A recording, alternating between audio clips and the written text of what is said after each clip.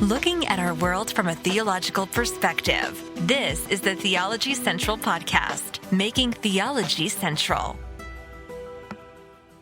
Good afternoon, everyone. It is Friday, June the 18th, 2021. It is currently 2:50 p.m. Central Time, and I'm coming to you live from the empty sanctuary here at Victory Baptist Church, located in the middle of nowhere, Texas. If you are listening to us live today, thank you so very much.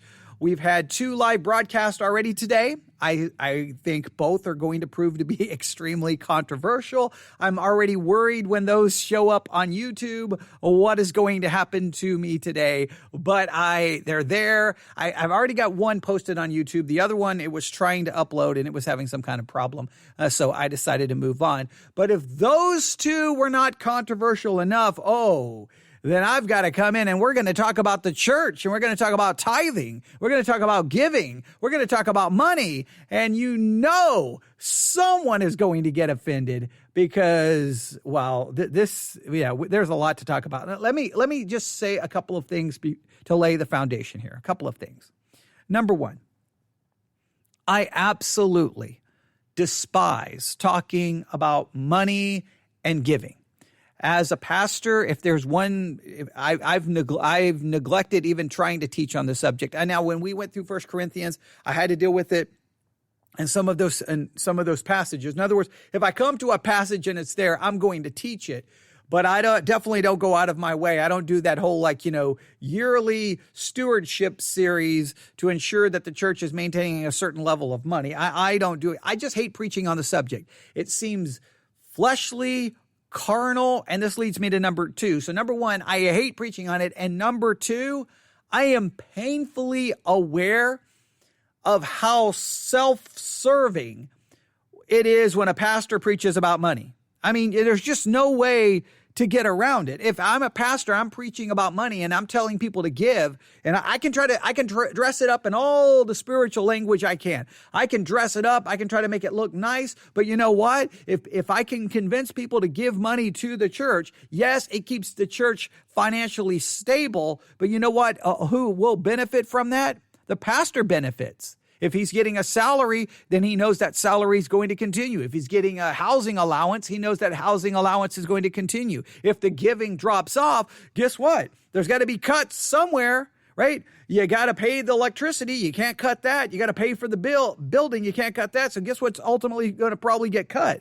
The pastor's salary, the pastor's, housing allowance or whatever allowance that he may get. That's where it's going to go. So it's very self-seeking and self-serving, and I know that.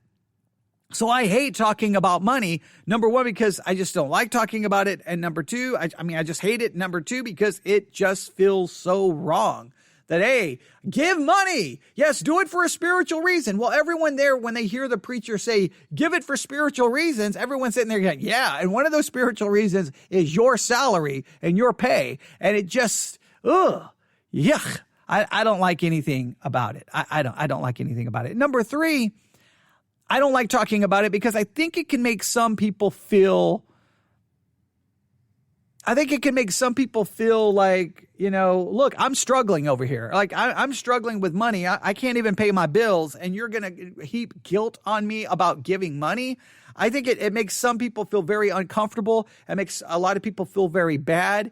And so I don't like to do it for that reason as well. I could probably spend an hour giving you all the reasons why I don't like talking about it. But the reason, and I know what you're saying. Well, if you don't like talking about it, no one is forcing you. Well, yeah, in a way I'm being forced. You see, someone just walked into the building and they said that you must sit down in front of the microphone and you must talk about giving, because if you don't, I'm going to hurt you. No, okay, no one actually, that's a lie. I'm just making that up. But someone emailed me.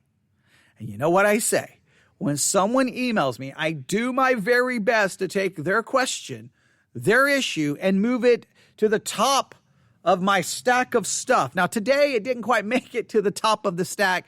In fact, I've kept delaying talking about this because I kept thinking, okay, what can I say here? Because again, no matter what I say here, it's going to sound like it's very self-seeking and self-serving. So let me just go ahead for full transparency. Let me get this out of the way. If you go to theologycentral.net, If you go to theologycentral.net, you should see a tab that says donate.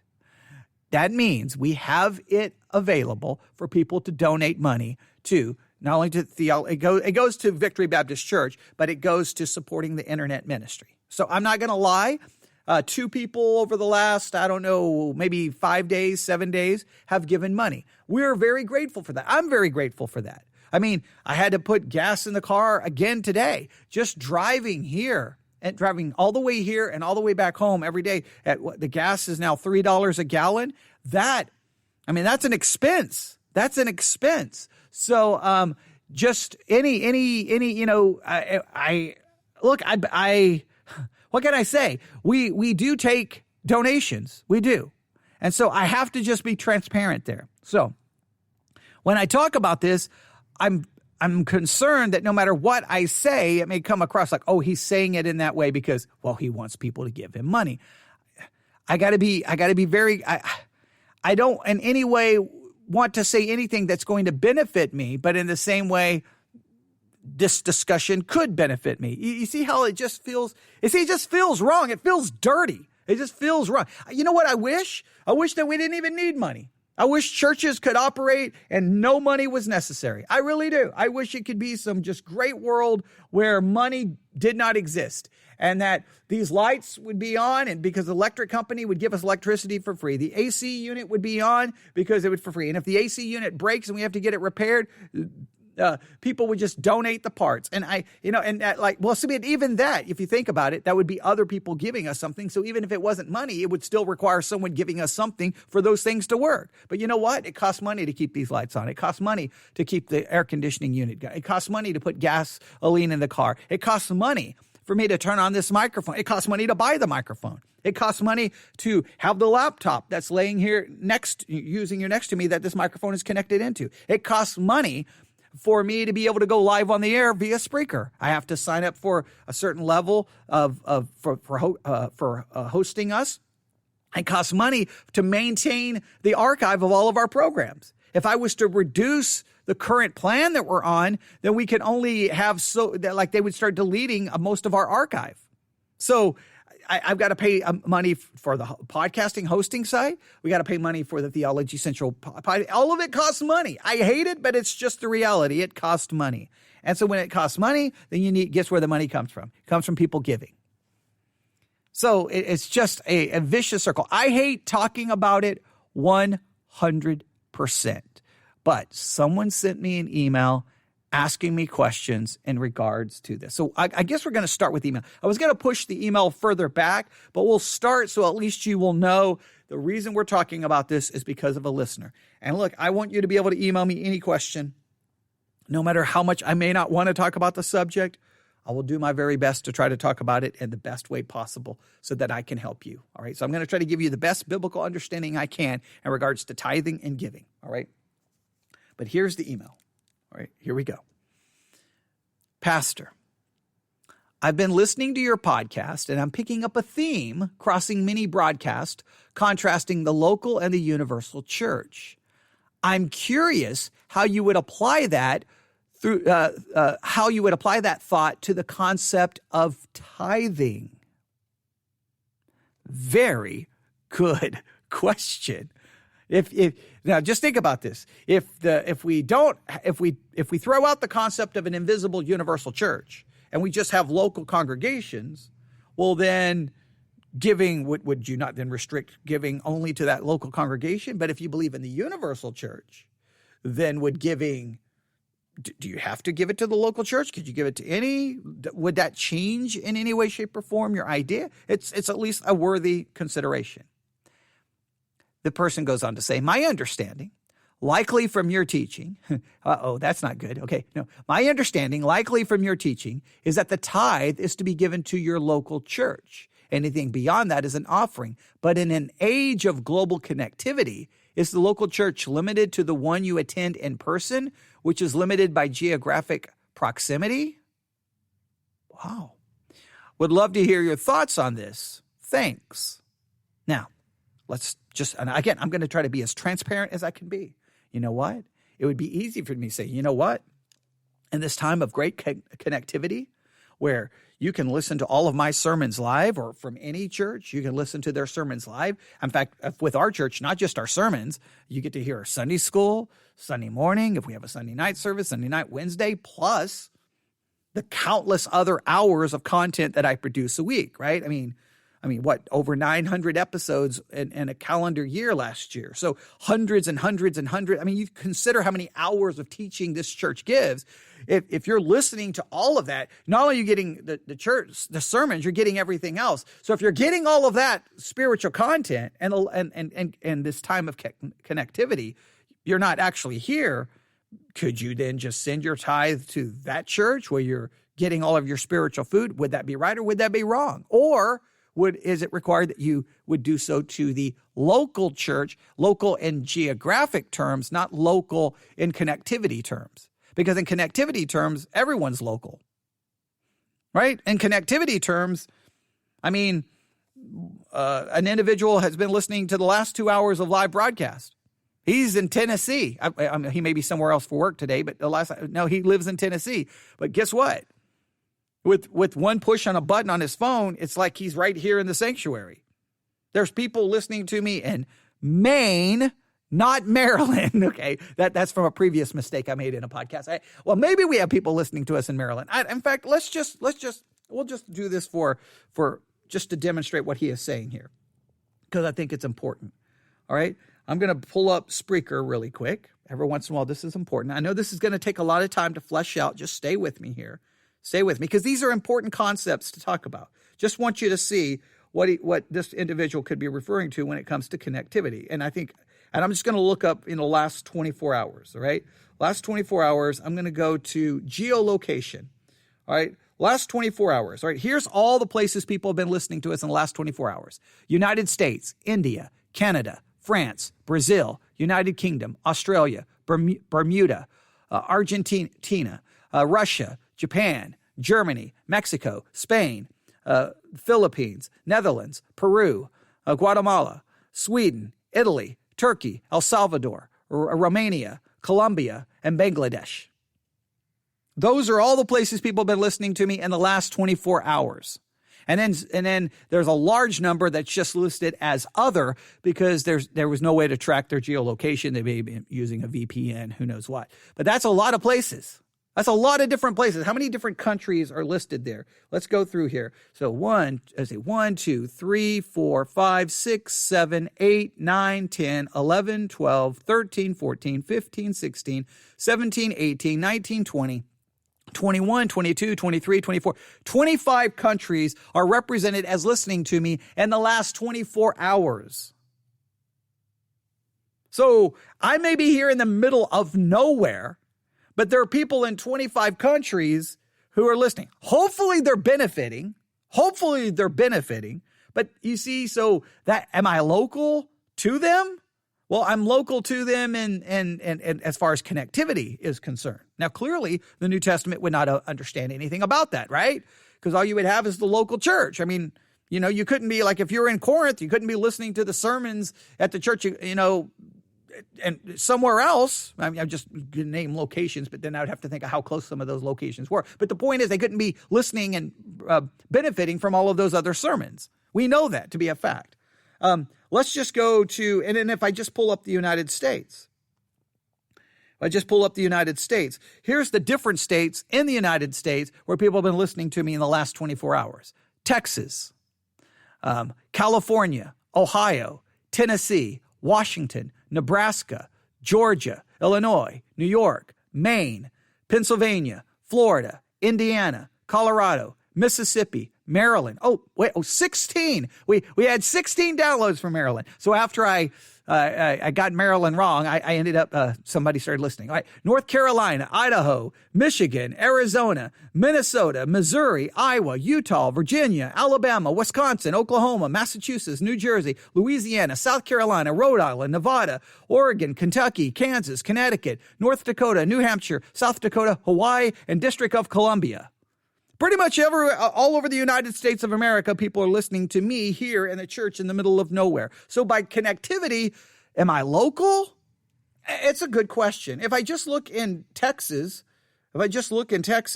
all the different places people listening to me in Texas.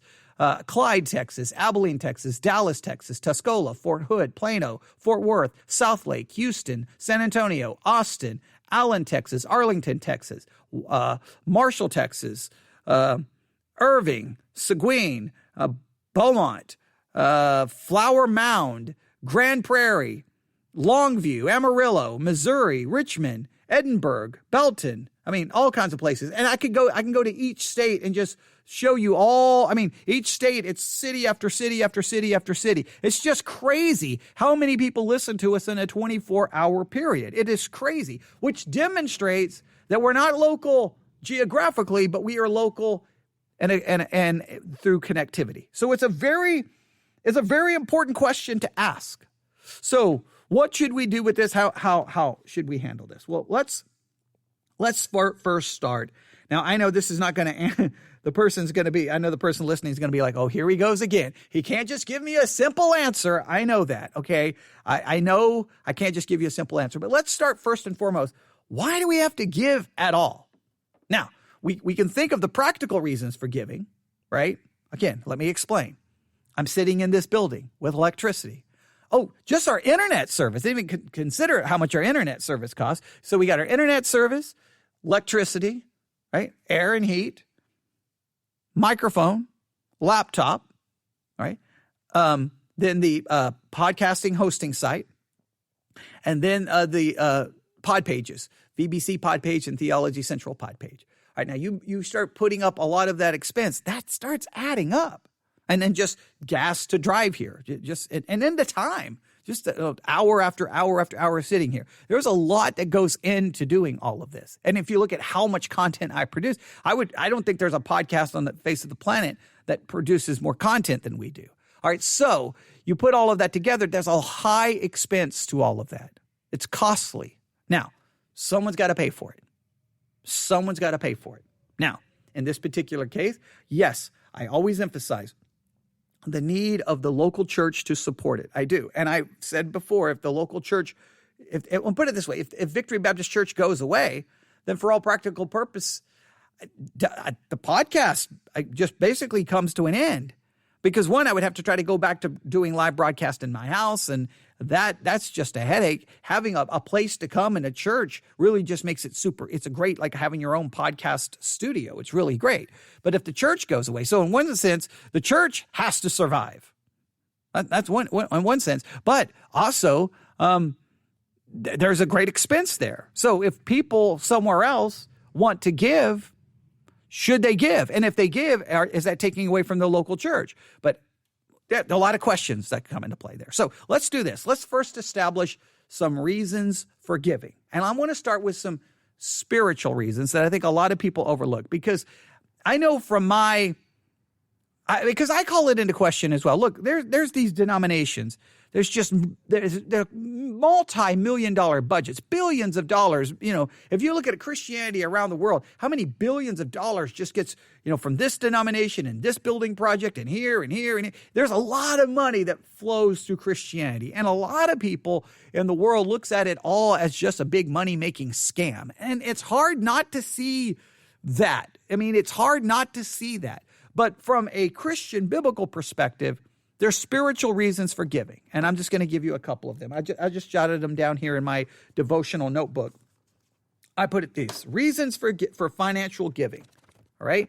Now we're going to talk about tithe and giving in a minute, but here we go. Here's some reasons. Number one, fights against the flesh. I believe one of the reasons giving is established so early on in the Bible is because it is the one thing God gave us after the fall in order to fight against our depravity, to fight against our flesh. What do I mean by that? Well, I find it very interesting, if I'm looking at the Bible, that in Genesis 3, we have the fall. And as soon as we come to Genesis 4, after the fall, after all the punishment's been handed down, everything's been cursed, as soon as we get to Genesis chapter 4, we read this. Now, it's easy for you to overlook this, but I think it's fascinating. All right? So now, Genesis 4, the curse is upon everyone. Everyone now is going to be born with a sinful nature. Everyone is now totally depraved. Genesis chapter 4, verse 1. And Adam knew Eve, his wife, and she conceived and bare Cain and said, I have gotten a man from the Lord. Right now, the children now are going to come forth, totally depraved sinners. It's very important. She again bare his brother Abel, and Abel was a keeper of sheep, but Cain was a tiller of the ground. So they grow, and now they have jobs.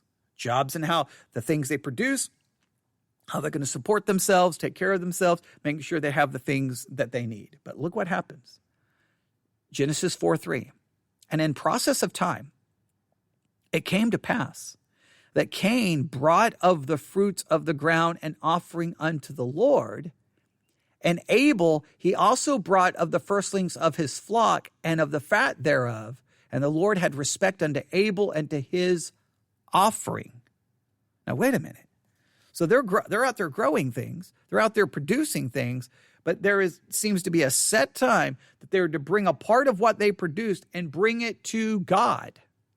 That seems that this was an established procedure early on. Now, why would God do this? Because it's fighting against your flesh. What does our flesh want? We want to hold on to everything that we have. We want it for ourselves. Not only do we want it, we want more of it, right? When you have money, you want it. Guess who you want to spend it on? Yourself. Oh, you may want to spend it on your family or have to spend it on your family, but you want money for you. You want money for your things, your life. You want it for your entertainment, your pleasure, your security. You want it for you. Giving forces you to fight against that. It's like giving is the gymnasium where you fight against the selfishness of depravity. Giving is really the gymnasium, the gym where you train and fight against. Think of it this way. Giving is kind of like using a mixed martial arts UFC, idea. It's the octagon where you fight against your own selfishness, which is such a part of your depravity, because you're taking money that you want for you and you're giving it to something else. In this particular case, the things that they produced, they raised, they grew, whatever the case may be, they were going to bring it to God. They're going to bring it to God, not using it on self, giving it to God. Well, that just seems like, why does God need it? Why does God need it? It's not about God needing it. You need it, because in your heart, the very essence of sin is well, you can always say the very essence of sin is I. The very essence of sin is self. Sin is the exaltation of self over everyone else and over God. It's the worship of self. Giving to God forces you to combat that and fight against it. Giving is there for that purpose. And look, so it's there in Genesis 4, and then it clearly shows up when you get into Leviticus. I mean, it's very now outlined and detailed. It's done so before this. But Leviticus is just a good example just to demonstrate this. Go to Leviticus chapter 1. Leviticus chapter 1. Leviticus chapter 1, starting in verse 2. I'll go back to verse 1, Leviticus chapter 1, verse 1. And the Lord called unto Moses and spake unto him out of the tabernacle of the congregation, saying, Speak unto the children of Israel, and say unto them, If any man of you bring an offering unto the Lord, you shall bring your offering of the cattle, even of the herd and of the flock. If his offering be a burnt sacrifice of the herd, let him offer a male without blemish. All right, here, you got to take your cattle, and it's got to be without blemish. It's got to be good. It's got to be, the best of the best. It's got to be without blemish. Now, a lot of this is for spirit, for the spiritual picture that it's going to create, pointing to Christ. We understand that. But the point is, all of these offerings is something you have. Either it's an animal, it's got to be the one without blemish. It's got to be a really good, the best of the best, and you're going to give it to God. That's immediately putting you in conflict with yourself. You're telling self, you have to do without because I'm giving. I'm giving. So we're not going to be able to get that. We're not going to be able to obtain that. We may have to wait 3 weeks or 4 weeks before we can have that. But I want it now. Yes, but I'm going to give this to the Lord. That is not easy to do. I'm telling you, I am not preaching this as someone who's got it figured out. I don't know where my wallet is. I have a wallet somewhere. I think I do. I hope I hadn't lost my wallet. Okay. Somewhere I have money in a wallet somewhere. I don't know where it is. But you know what? Taking that money out and putting it in an offering plate or sending it to a ministry somewhere, that means I'm giving up something I want. Something I could spend on myself. So the reasons for giving, first of all, it fights against the flesh. Number 2, it reveals our heart. Giving is going to reveal really quickly what's in your heart. Is it going to reveal that you take pleasure and you rejoice and there's joy in giving, or does it reveal that, oh man, I don't really want to do that? And the passage I would point to from the Sermon on the Mount, Matthew chapter 6. Matthew chapter 6, where we really get some insight here. Matthew chapter 6. All right. Matthew chapter 6, verse 19.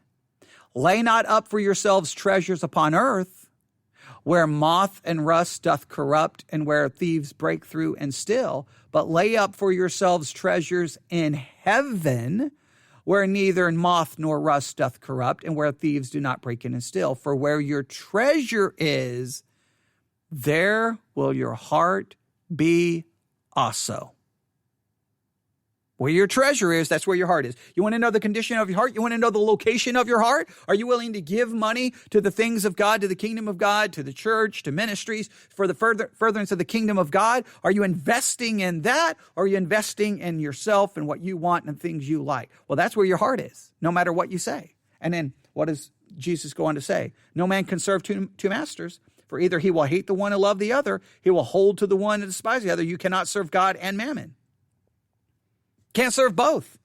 So guess what? Giving is going to reveal where your heart is. It's going to reveal the condition of your heart. It's going to reveal if you love God, treasure God, and thinks about, are you treasure self in the world and you just want to build up a nice little earthly kingdom where you can feel comfortable and secure. Now, I'm no different than you. Look, I'm just a sinner trying to figure this out just like you. All right. And then number 3. So number 1, it fights against the flesh. It's the gymnasium where we fight and battle against the flesh. Everyone wants to talk about spiritual warfare. One of the key elements of spiritual warfare is giving, because that fights against the war. The spiritual war we fight is always inside ourselves. It's a good place to start disciplining self to give up. That's why we fast, because fast, you're telling your desire, no, you're not getting food today. I'm going to focus on the things of God. Fasting is just like giving. They both go hand in hand. All right. It reveals your heart. Look, it's gonna become very obvious where you know where your money goes. That's where your heart is. You can spend all. My heart belongs to God. Where all of your money and focus goes on everything but God. You know where your time goes. You know where your money goes. No, I don't. You can figure it out. And then number 3, I have to say this. Number 3, it's obvious. Ministries and churches cannot operate without it.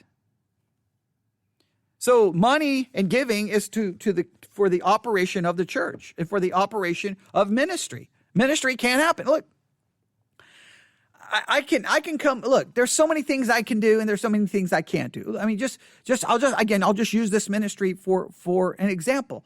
Look, I literally, one of our listeners has been here. I mean, literally, we're in a little broken down building in the middle of nowhere. From a human perspective, well, we are the greatest. I'm the greatest failure in the history of mankind, right?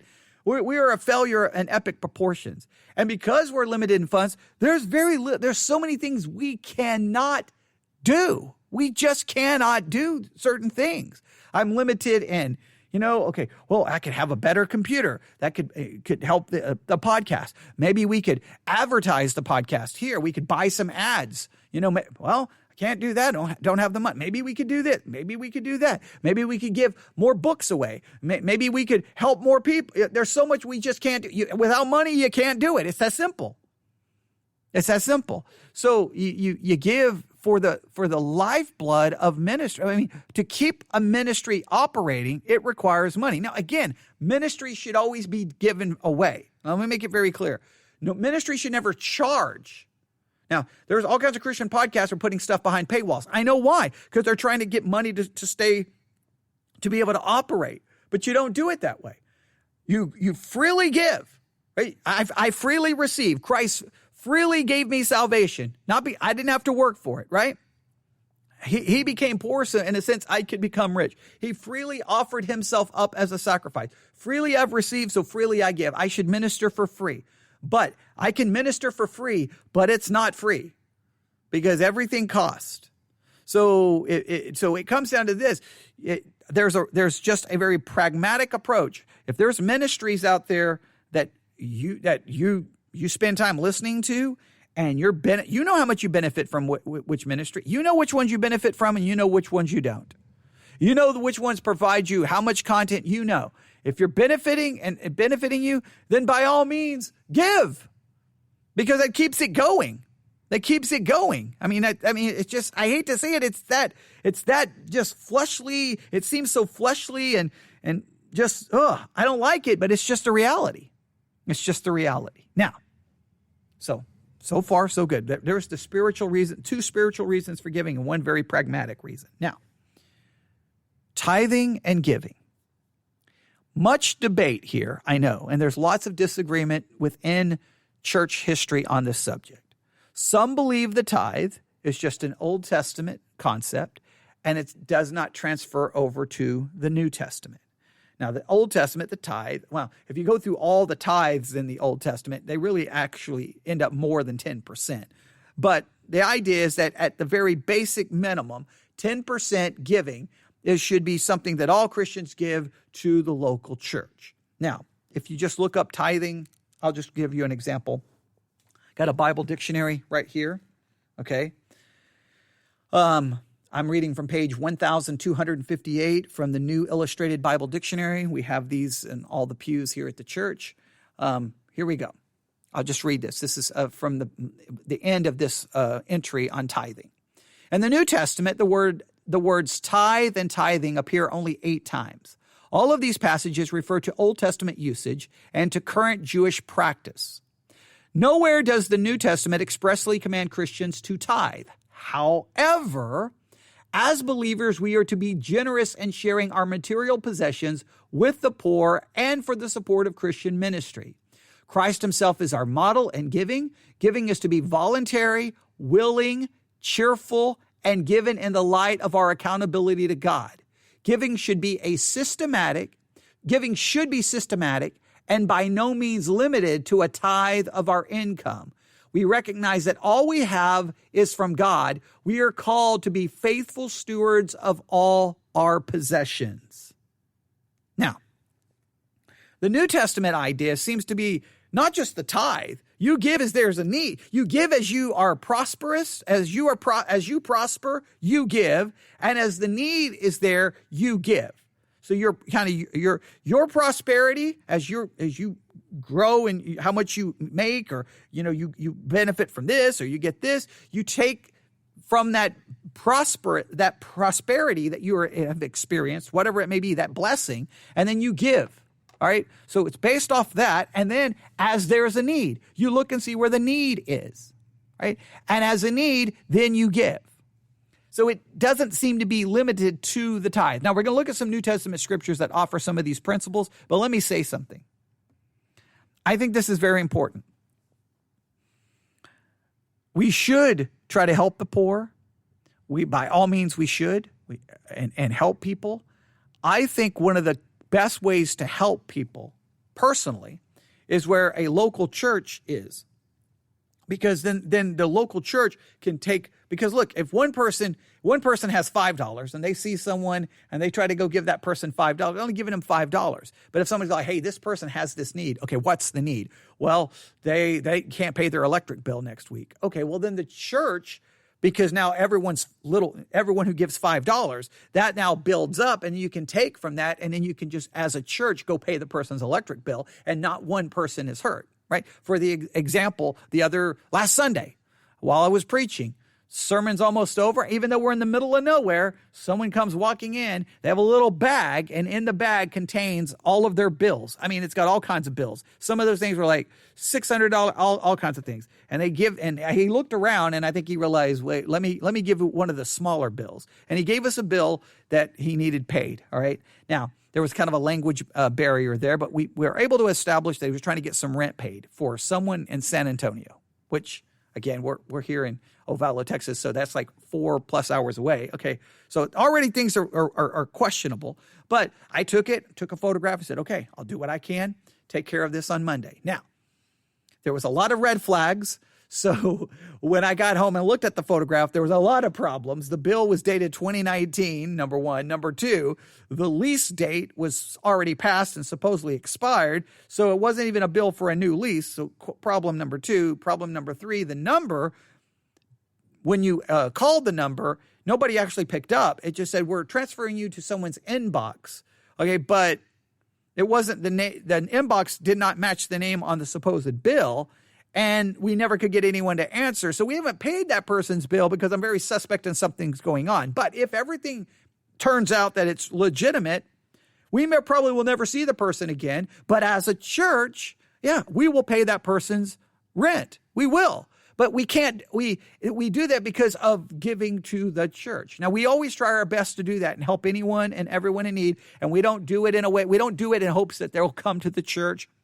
We don't do it we do it because we want to help people. That's the reason we do so. But the church can pull that off. So I think a lot of times, a lot of Christians want to give money to help people. I think if giving it to a church, then the church as a group can help more people. Does that make sense? And like, if you know someone who's like, man, I'm having all kinds of problems this payday, and you give them $50, well, that's great. You gave them $50, but what was their real need?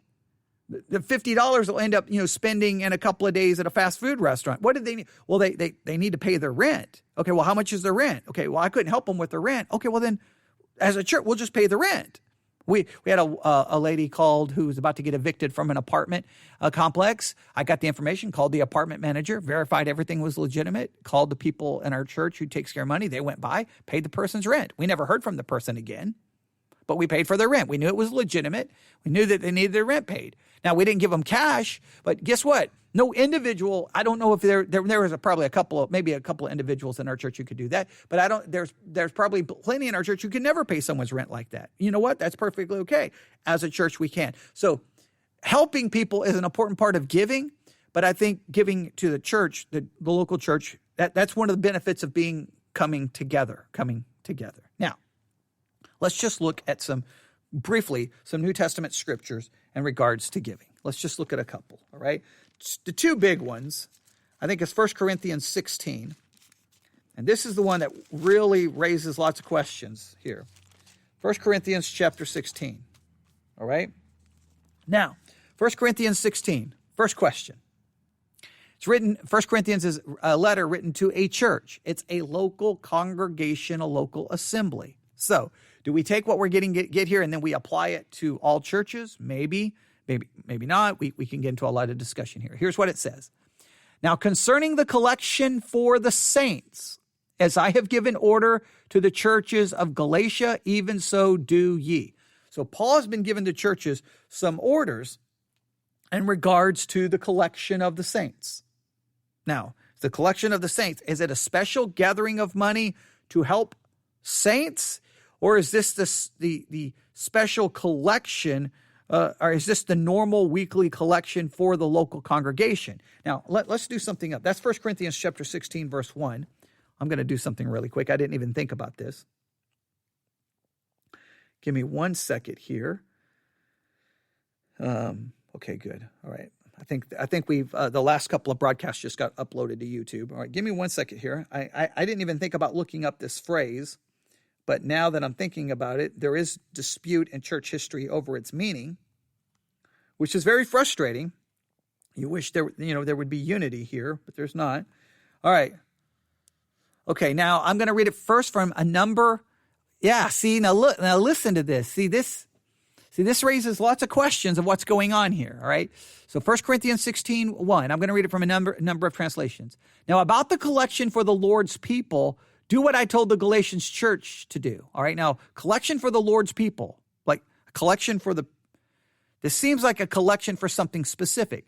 New Living Translation. Now, regarding your question about the money being collected for God's people in Jerusalem, you should follow the same procedure I gave the churches in Galatia. This seems to be that this was a collection to help people. This is a collection to help. This doesn't even necessarily even be dealing with the giving for the maintaining and supporting of the local congregation and assembly. This seems to be about gathering money for people who may be having need. That seems to be what's being referred to here. Let's look at a couple of commentaries, see what they have to say. It says here, this chapter deals briefly with the following subjects: the collection for the poor at Jerusalem. From the fact of a necessity existing for a collection for the poor Christians at Jerusalem, it is clear that the community of goods, which had at the beginning been established in the church, had not proved successful. Now, remember at the beginning in Acts 2:44, it looks like everyone, in fact, let's look at it, Acts 2:44. Now, they're making an assertion here. That's okay. We'll see. We'll see here. Acts chapter 2, verse 44. If I can find it.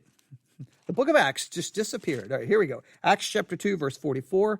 It's so weird when you're on a podcast and you're looking in the Bible versus standing behind the pulpit. It's just natural to be flipping pages. But you're like, okay, keep talking, no dead air. Okay, right. Acts 2:44. And all that believed were together and had all things common. So everyone sold their possessions and goods and parted them to all men that every man had need. And the early church, and again, we don't follow this example in the early church. This is what makes it difficult about knowing what to do today. Because there's things in the Bible where the early church did it, and we don't have to follow that. Like, it appears that they met every day. We don't follow that. It appears they all sold all of their possessions and had everything in common. We don't follow that. So that part we say, well, that's just descriptive. It's not prescriptive. And then there's other parts we'll say, that's prescriptive. That's how we should do church. So which part is prescribed that we do and which part is only describing what they did? All right. So 1 Corinthians chapter 16, they say from the fact of a necessity. In other words, there's a problem going on for the poor. There's some poor people in Jerusalem, and Paul is now telling the church at Corinth how to collect money, and he's also told the churches in Galatia in order to help these people. Well, why do these people need help? Because it sounds like that in Acts 2:44, it should have all been worked out, but clearly they argue in this commentary, it wasn't obviously successful. Obviously, something wasn't working. They said that Christianity was largely recruited from the lower classes, especially in Jerusalem, and a common fund would not have flourished with so few contributors and such a multitude of sharers. All right, so in other words, even if they would have had everything in common, as more and more people came into the church, they didn't have enough to take care of everyone. Even if they sold all of their possessions, they didn't have enough. So now they were going to need other people to help them. Now, if that is the case, then guess what? 1 Corinthians 16 is not really arguing about how money should work on a weekly basis within the church. It sounds like that this is about how the church should gather money when there is a need, when someone has a need. And so what does he say? Now, concerning the collection for the saints, as I have given order to the churches of Galatia, even so do ye. Upon the first day of the week, let every one of you lay by him and store as God hath prospered him, and that there be no gathering when I come. So Paul is going to come to get the money, and he's like, you start doing it now, and when I get there, there'll need to be no special gathering, is what it sounds like, that the money will already be there. This seems to be dealing with a problem everywhere. So this seems to be dealing with the fact that there is a problem elsewhere, is how I should say it. There's a problem elsewhere, and the church was going to gather money to help that problem elsewhere. So that, in this case, this is not even money for that local church. This is money for a church somewhere else. Now, there was a greater unity at this time, but that's gathering money not even for the local church. That's gathering money for another local or for other people elsewhere. Now, typically this is used to argue that's how it should work. That on the first day of the week, on Sunday is when people should gather together, and this is when the money is given. Now, that's how we usually operate, but this sounds like that maybe not really telling us how it should operate as far as weekly in the church. But again, has nothing to do with the tithe here. The tithe, now you can start at 10%, but this is like, hey, if there's a need, you give. And that's what you do. Now, let's go to another passage. All right. We'll go to 2 Corinthians chapter 9. All right, 2 Corinthians chapter 9. We can look at verse 7. 2 Corinthians chapter 9, verse 7. Every man, according as he hath purposed in his heart, so let him give, not grudgingly or of necessity, for God loveth a cheerful giver.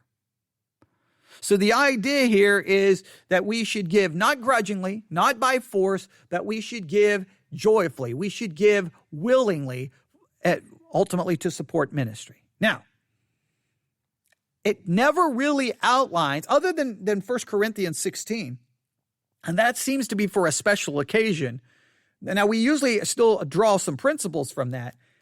So should money be given to a local church, or can you give it anywhere? Here's what I will say. I'm just going to throw a lot of concepts together here, all right? Because I'm going to try to answer this person's question. So let's try to eliminate some things. The tithe. 10% is the Old Testament tithe. Now, again, if you added them all up, they went beyond 10%. But okay, let's just say start at 10%. The New Testament does not specifically say give 10%, but in some cases, the New Testament even goes beyond the 10%. You give as you have, and you give as there's a need. And you give, right? And that's what you're supposed to do. So obviously, giving needs to be somewhat on a consistent basis so that things can be maintained. Now, so we don't have to necessarily follow the 10% rule. I think that's a good place to start. I think that you can say, well, I got the Old Testament example of a 10%. The 10% was even given, seeming to be the principle even before the law was established. So you could argue the 10% is a great place to start, but the New Testament may even call for giving more as you prosper and as there is a need. All right, so let's just keep that in mind. Now, what do we do in the current climate that we're in? Okay, a couple of things. First and foremost, we need to do everything we can to try to maintain strong local churches. We do. So if you can be a part of a good, strong biblical local church, and you can do everything you can to help support it, not just with your attendance, with your gifts and talents and whatever you can do to help the church. I mean, it can, cleaning, helping, whatever you can do just to maintain it, and in giving. And again, whatever you can give, right? I mean, I said, I don't think you're forced by the 10%, but whatever you can give. It doesn't matter if it's just a little, if all you do, look, I literally watched this happen in Nebraska. We were meeting in an old movie theater. It was an old movie theater. And that church was going to wanted to build a new building. You know how they raise money for building that new building? This is absolutely crazy. They just challenged everyone to bring their spare change. Just every week, on top of your normal tithes and giving, just gather up spare change throughout the week and just bring spare change, and they'll take it to the bank and cash it in. And over time, they raise enough money to build a new building. I don't even think they took out any debt. They didn't get they didn't go in any debt. I think the building got built after I left Nebraska. It took years, but they just literally raised it from spare change. Look, even if you can't give, you can. I guarantee you've got spare change.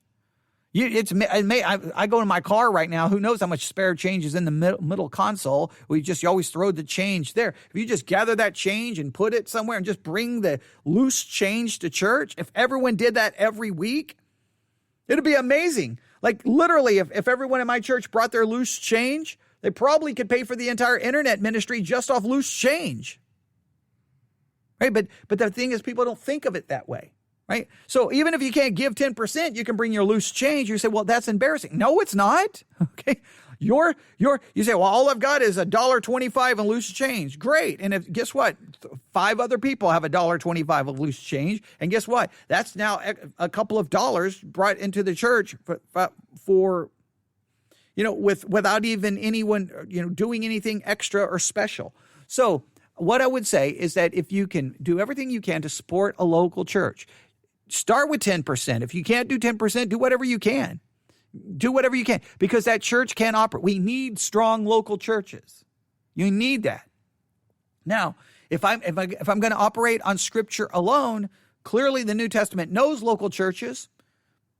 Clearly that's where the giving would have gone. They did not understand a situation where a local church now can be anywhere because you can listen to it. Now, to be fair, you're not there. So, I mean, when in other words, if people who listen to me, they're not really here. In other words, they can't participate in the Lord's Supper. There's a lot of things they cannot participate in. Now, I can do everything I can to make them feel like as much as a church as possible and teaching, communicating with them, helping, answering questions, offering spiritual advice, spiritual counsel. I can do a lot. There's certain things I cannot do, but I can do as much as humanly possible. I can do. But so I would say this. This is always my answer. As much as possible, support a local church. Do as much as possible. Now, looking at the condition of the church today, looking at what's going on in denominations, I think the time is coming where it's going to become almost impossible to find good local churches. I don't know what you do at that point. Here's what I would say. If you're in a situation where you're just, honestly, you cannot find a good local church. You just cannot find one. It's just mess after mess, problem after problem. It's heresy, splits, it's a circus. Well, then you've got to support where you're being spiritually fed. Now, it's the perfect world. You'll be able to support your local church and then have something to give the ministry that's feeding you. Now, what's really sad is if you're being fed more by a ministry that's not your local church. That is sad. That is. I hate to hear when that happens. I hate to hear that. I know people have been in those situations. It's like, well, I go to church, but okay, whatever. We're not doing much, but this ministry, I'm getting this and this and this and this. Well, then support it if you can. Put it this way: tithe is not, I don't think, is a New Testament concept. It's an Old Testament concept. The principle applies that you can start with 10% in giving to the local church. I think giving to the local church is the biblical model. There's no way around that. The New Testament wouldn't have known anything else. But I also know that I think that ministries that feed you, you need to support with what you can. Maybe you can't support them with 10%. Maybe you can only support them with $5 or $4 or $3. Maybe you can gather up your local, maybe you can gather your loose change, put it in your bank, and then give that loose change to a ministry. Like, well, for example, if someone gathered loose change, and I mean this all seriously, they gathered loose change, and at the end of the week, they got $5. And they went to our pod page, theologycentral.net, to the donate tab and gave us $5. They would think that was insignificant. I would think it was the greatest thing in the world. $5, $10, whatever, because enough people do that. Next thing you know, everything's taken care of. So I'm local church focused all day, every day. I want strong local church. I want my church to be stronger. We've had a hard time coming out of the pandemic. We've had a hard time. Our church, man, it's just things, we definitely would need some numerical growth. Let's put it that way. We need some additions quickly. We definitely do. If you want to pray for this, pray that we need like 2 or 3 families that were faithful who we need that desperately. We desperately need that. So you can pray for that. But, so I want local churches to be supported as much as possible.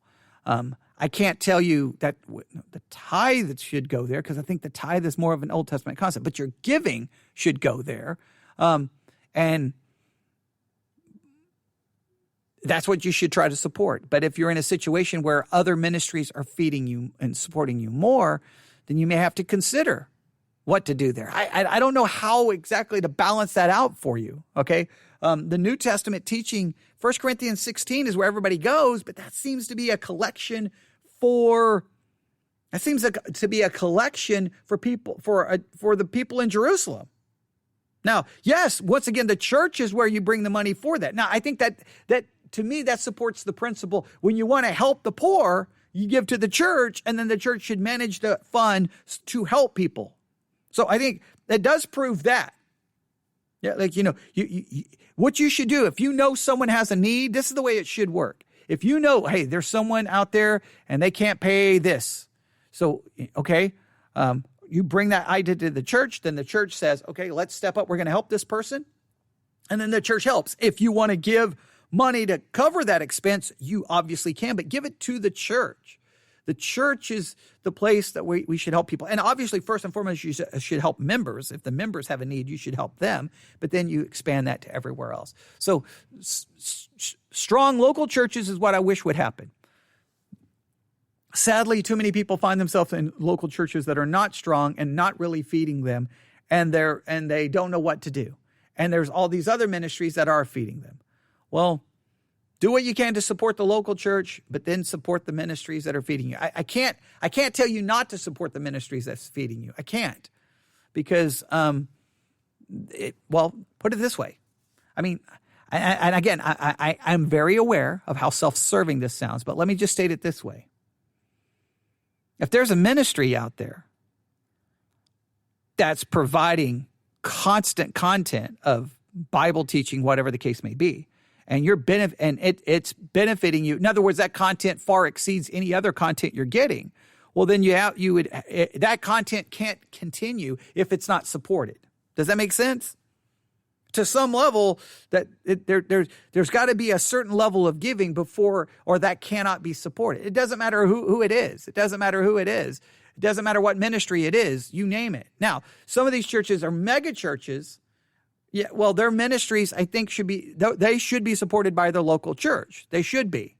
Now, that's the way it should work. So, I mean, you can think of it this way. Maybe I'll state it this way.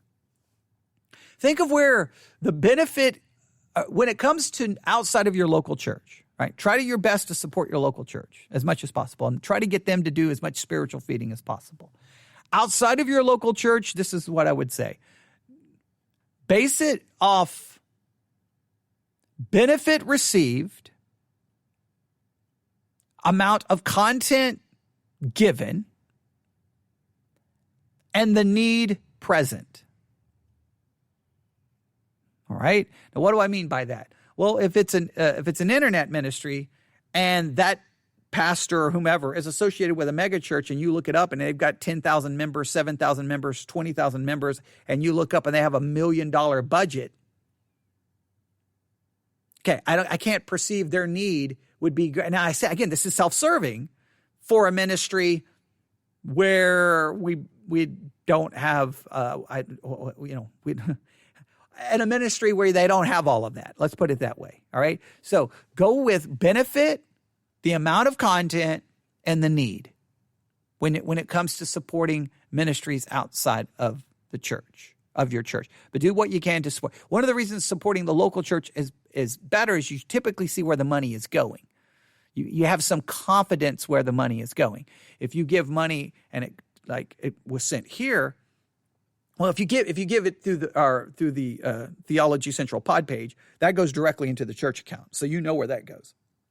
So you don't have to worry about that. That goes directly into the church account. I mean, I guess technically you don't know that, but I mean, if you trust me, you could call and verify. I guess I could demonstrate to you. I could show you in PayPal that it's connected to the church account, not to my personal account. I could demonstrate it to you, but so it goes directly there. So that at least eliminates that to some level. But at least in the local church, you have some idea. Now you could ask yourself, what is the local church doing with the money? What is the local church doing with the money? Now, I mean, in some cases, you'll find out that a large portion of the budget's going to all kinds of things. And you're like, wait, we're spending how much money on what? I'll give you an example. One of the local churches here in Abilene just spent, are you ready for this? Because they started live streaming during the pandemic, and they wanted their live stream. Now, they didn't want to just do audio live stream. They wanted video live stream, but they weren't happy with the video live stream. They wanted it to be more professional. And I think that they just spent, if I remember correctly, $16,000 for their video streaming capability. Now, they've got a budget. The church in question has a budget of who knows how much. So $16,000 probably is not a big, when I hear that, $16,000, whoa, that's insane. And then I think there was there was a church where the praise and worship band, they needed a new guitar, and they were going to, I don't even know how much it was. It was thousands and thousands and thousands of dollars for a new guitar for the praise and worship band. And I'm like, what? Like, there's some things you find out what churches are spending money on, and you're like, what is going on? That's what we're spending money on? Really? And sometimes when I hear that, I'm like, well, that's why people stop by here to ask us for help, because those other churches can't help anybody because they're spending all of this money on other stuff. Now, the one church in question where they spent $16,000 for video equipment, I think it was $16,000. They do have a fund to help people. So to be fair, they do that as well, but they have a large budget. But that's, I guess my rule of thumb is this: local church, yes. I can't say the tithe is enforced on you. I think the principle clearly comes from the Old Testament over. Start at 10% if you can. That's great. But don't stop there. You give as you prosper and as the need is there, right? And when it comes to, if basically your local church has become a church not local via connectivity, I want you to be a part of a local church as much as possible. But if somewhere else is where you're getting spiritually fed and equipped, then by all means, do what you can to support it. I would state that. Do what you can to support that. All right. I'm trying to answer every question I can. I'm over an hour. So I hope I answered the question. I guess I'm struggling with it myself. I'm struggling with it myself because it just sounds so self-serving. It does. I hate that it sounds self-serving. I hate that it does. But there's just no way to get around it. But, and it's just crazy how many people ask for money. Oh, my goodness. It's nonstop. I mean, I get phone calls constantly. I got the police, whatever. They need money. They want me to give money to that. Then I got who knows? I can't remember how many organizations call me a day on my phone, our house phone. Only thing our house phone is good for anymore is telemarketers and people calling asking for money for all kinds of organizations. It's like cancer research and this and this. Everybody, there's a million people out there asking for money. A million groups out there asking for money. There's a million ministries asking for money. You listen to Christian radio. You got the Christian radio station itself asking for money. Each and every ministry they air are asking for money. Now you have Christian podcasters asking for money. Now you've got Christian podcasters and Christian ministries putting their ministry content behind a paywall. It's nonstop money, money, money, money, money, money. And I hate that about ministry. Now I know that all of those podcasters are trying their best to pay for all of the things that's required. Some of them want money so that they can become a full-time podcaster. I understand that as well. But when you have to start charging people for ministry, I think that's a rule. Ministry should always be free, period. Freely we've received, freely we should give. That's a principle that I will live and die by. Yes, would it be great if I could have a podcast where I could, sell ads and start making all kinds of money and then I could, not have to worry about anything and everything would be wonderful. Yeah, it would be great, but I can't necessarily pull all of that. I just think that I just could never do that in good conscience. I couldn't pull that off in good conscience. So there you have it. In summary, giving is established by God to fight against our own selfish, sinful nature. It's to reveal where our heart is, and it's for the support of ministry, right? Those are the reasons we give. The tithe, I think, for the most part, belongs in the Old Testament. The principle is transferable. Starting at 10% is great, but the New Testament seems about giving as you prosper and as there is a need. And you do so with joy, not grudgingly. You do a cheerful giver. You should never be forced or manipulated into doing it. You should want to do it. All right, I'll stop right there. You can email me at newsif@yahoo.com, newsif@yahoo.com. I hope that was helpful. I hope it didn't come across too self-serving. I was trying to be as transparent and honest with you as I could be.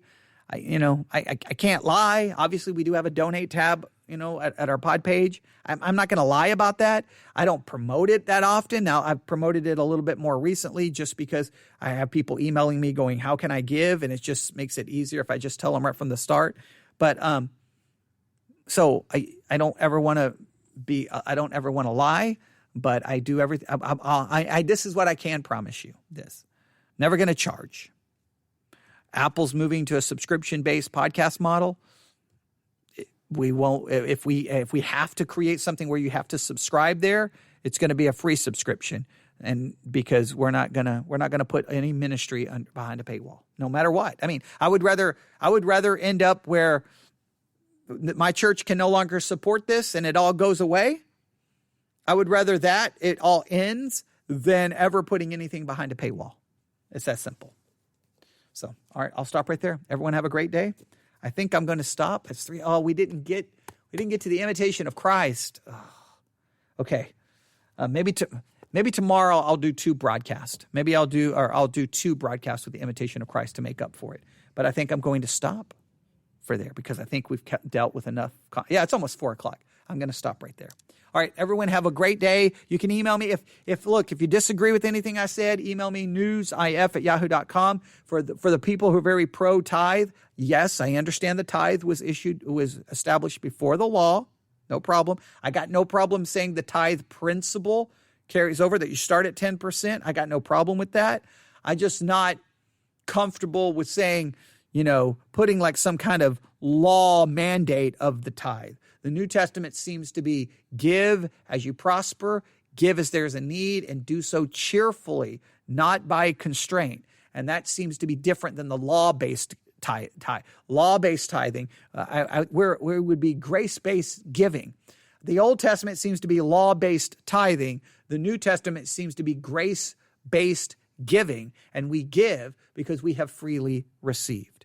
But if you want to establish the tithe, I understand that. And if someone tells me tithing is not wrong, start at 10%. It's a great way to start and do so. But I think the key is just giving as there's a need and as you can. And if you can't give 10%, don't give nothing. Give what you can. Sometimes it's just doing little things. Like I said, loose change. If everyone did that in every church, many churches would have a lot of extra money to do ministry and help other people. It's that simple. All right, I'll stop right there. Everyone have a great day. God bless.